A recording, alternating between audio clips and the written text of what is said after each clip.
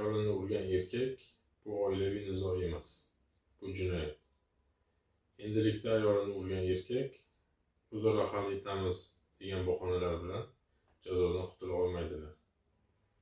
Har kuni O'zbekistonda bir necha ayollar oilaviy zo'ravonlikka, tahdidlarga uchrayotgan bo'lsalar ham, ammo ichki ishlar idoralariga murojaat etishga qo'rqadilar.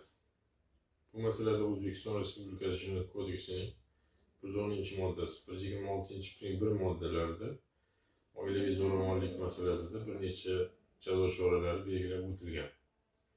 Bu holatda oilaviy zo'ravonlikka uchragan ayollar o'zlarini qanday qilib himoya qilishlari mumkin?